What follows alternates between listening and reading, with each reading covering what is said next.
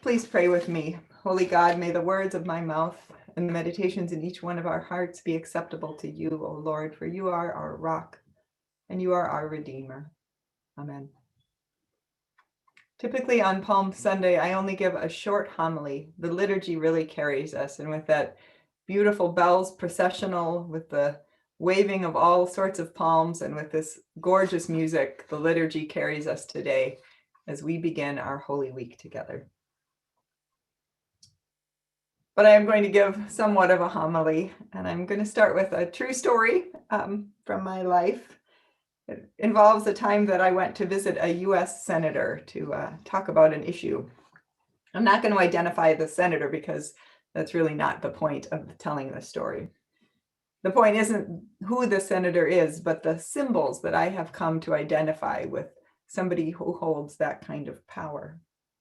I expect, I guess, a US senator to be driven in a fancy limo, or at least one of those big SUVs with shiny tinted black windows, maybe in a motorcade so you can't tell who is who.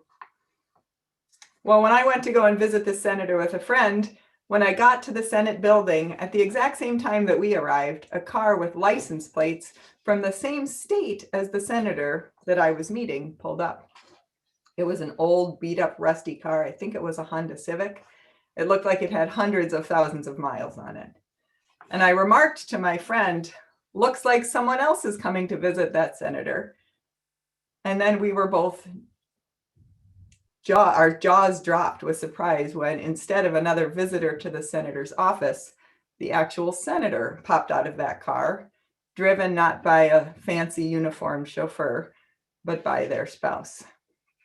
My opinion of the senator changed completely that day as one who could carry the symbols of power and wealth, and instead carried or was driven in a symbol of humility and normalcy.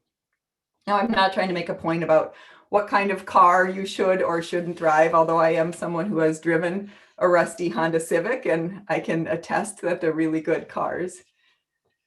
No, the point, of course, is that the symbols of power matter for how a person carries their power and how a person is able to convey whose power they are really tapped into. Palm Sunday starts this week. It starts off the week of Holy Week. This is our week for Christians, the high point of the church year, the week between Jesus's entry into Jerusalem and Jesus' resurrection from the heart of Jerusalem out into the whole world. It's this week that takes place in the seat of power, of religious power, of political power, and most importantly, of God's power.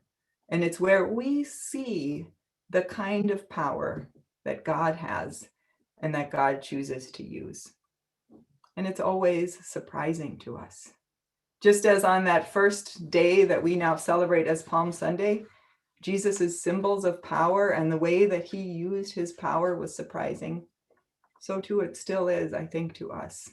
All the time we are expecting God to work in a certain way, and God works in a different way. When Jesus came into Jerusalem that day many, many years ago, he came riding on a colt. This is in direct contrast to the kind of power, the kind of vehicle somebody with true political power or religious power would have ridden in on. Pilate probably entered Jerusalem sometime around that same period, riding a majestic steed, probably draped in gold ribbons or gold cords with the symbols and flags of Rome. Jesus doesn't have anything except this borrowed colt that's probably never been ridden before. There's no saddle. There's no banners. What there are his fans, the people who have come to see in his love a kind of power that they can access. And they follow him with their humble offerings, palms and plants and shouts and their own coats laid down. This is not a well-orchestrated political parade. This is more of a ragtag group of people gathering around the one that they have come to see has a power unlike any other. They know who Jesus is, the Prince of Peace, the King of Kings, riding on a colt, the one who has come to save them. They give shouts of praise, and their shouts of praise are so disturbing to the Pharisees that they try to silence Jesus. They try to hush him up. The Pharisees know that this display of unusual power is in fact more powerful than anyone who's shouting can imagine. It's this display of utter humility, of love, and of a unique kind of power that will undo the kind of powers that are trying to keep the Jesus movement down. The Pharisees try to silence Jesus, and Jesus tells them that amazing verse, the verse that Nadia and Naeem just shared with us. If these people were silent, even the stones would shout out. Talk about power. Have you ever heard a stone shout? I'm betting the answer is no. But I am betting that each one of us has had a moment where the sun has glinted off of a stone or a piece of rock. And we've known at just that moment that we were held in a universe more beautiful and more vast than anything we could have imagined. I'm sure some of us have picked up stones on a journey, maybe put them in our pockets and carried them along as a reminder of God's presence. Maybe you have seen a ruined building, a place that was supposed to be a place of great power, something built by human hands that over time crumbled. It's a reminder that human power doesn't last.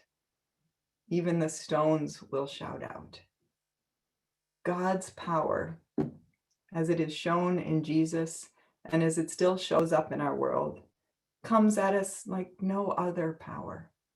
It comes at us in the power of God's ever-present and ever-forgiving love, and as the true peace that comes only from God.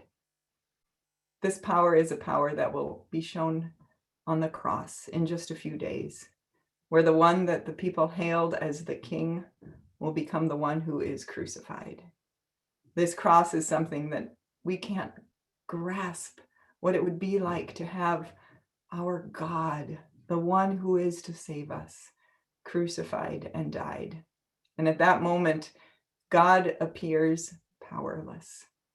But it's at that moment that God's power is in fact at its high point, because it's in that moment that we see there on the cross just how far God can go, just how far God will go, and just what power God can have over all that separates us from God's kingdom, over all that keeps us down, and over all the sin in the world, including the power of death.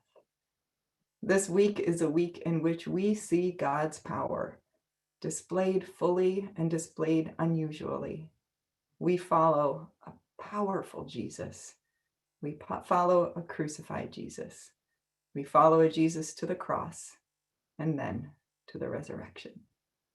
Palm Sunday blessings to those of us who follow the God of the power of love. Amen.